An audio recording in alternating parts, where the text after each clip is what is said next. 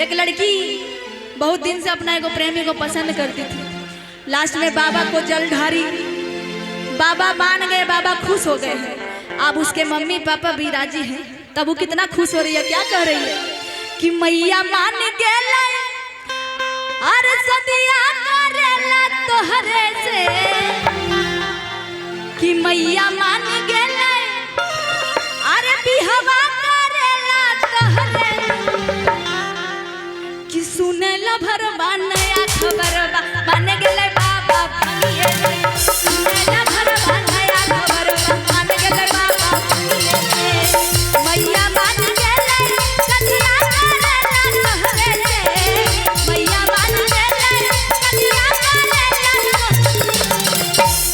एक बार हाथ उठाइए, हाथ उठाइए, डांस जिसको नहीं आता है ऐसे कर दीजिए खाली।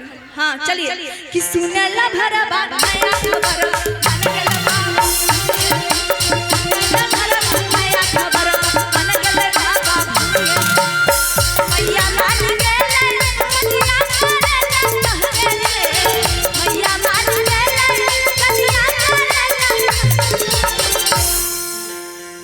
अच्छा सब देख रहे हैं, सब सुन रहे हैं, कहाँ कि अरे सुने ला भरवा नया खबर मान गए बाबा, सुने ला भरवा नया खबर मान गए बाबा भंगिए से।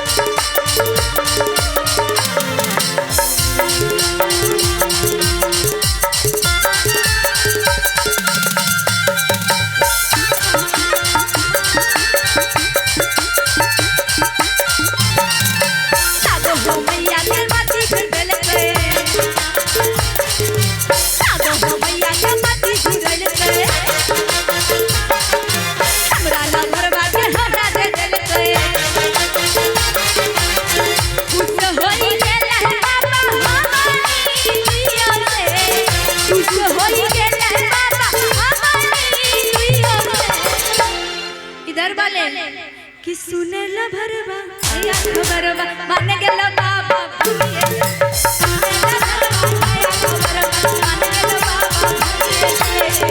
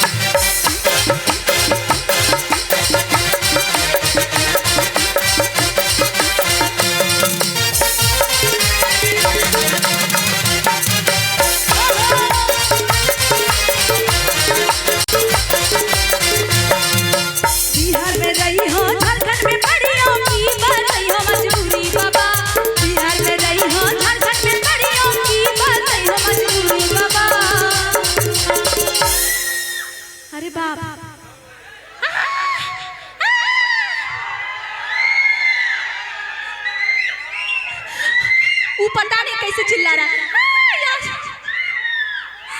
कि बिहार में रही हो झारखंड में पढ़ी हो, अरे की बात हो मजबूरी बाबा, कि अरे बिहार में रही हो झारखंड में पढ़ी हो, अरे की बात हो मजबूरी बाबा। बाबा कि हमरा पसंद एगो छौड़ा बाबा तनी सेटिंग कराई बहना हो बाबा, हमरा पसंद एगो छौड़ा बाबा तनी सेटिंग कराई बहना हो बाबा, बिहार में रही हो झारखंड में पढ़ी हो, की बात हो मजबूरी बाबा, बिहार में रही हो झारखंड में पढ़ी हो, की बात हो मजबूरी बाबा। अरे हमरा पसंद एगो आप लोग को क्या पसंद है, लड़का या लड़की? हाँ झूठ झूठ बोल रहे हैं, दूगो आप हमको फॉलो नहीं किए होंगे, बहुत कोई हमको फॉलो भी नहीं किया होगा, और झूठों में आप अच्छा छोड़ो, जो फॉलो नहीं किया वो कर लीजिएगा। क्यों पूछिए क्यों? जब तक जिंदा है तब तक झेल लीजिए। जब आदमी चल जाएगा ये दुनिया में तो दिखने बंदे हो जाता है ना, है कि नहीं? देखिए 4 दिन की जिंदगी फिर अंधेरी, और ई दुनिया में भी जालिम दुनिया में कोई एकरा से लड़ रहा है, कोई ओकरा से लड़ रहा है, कोई एकरा से जल रहा है, कोई ओकरा से जल रहा है। ये हम पार हो जाएगा जिंदगी सबका। 4 दिन का जिंदगी अभी यहाँ पे आए हैं, इतना मुश्किल से आप लोग अपना टाइम यहाँ दे रहे हैं, तो इतना मस्ती कीजिए कि घर जाके बोले कि हाँ हम लोग कुछ थक के आए हैं, गोड़ दर्द दे रहा है, हाँ इस टाइप का। थोड़ा सब मिल के झूमिए, कोई दिक्कत नहीं है। हाँ, और आप शांति रहेंगे तो हम भी शांति है कि नहीं? चलिए मिलकर कि हमरा पसंद एगो छौड़ा बाबा तनी से टिकराइका बाबा, हमरा पसंद एगो छौड़ा बाबा तनी से टिकराइका हो बाबा।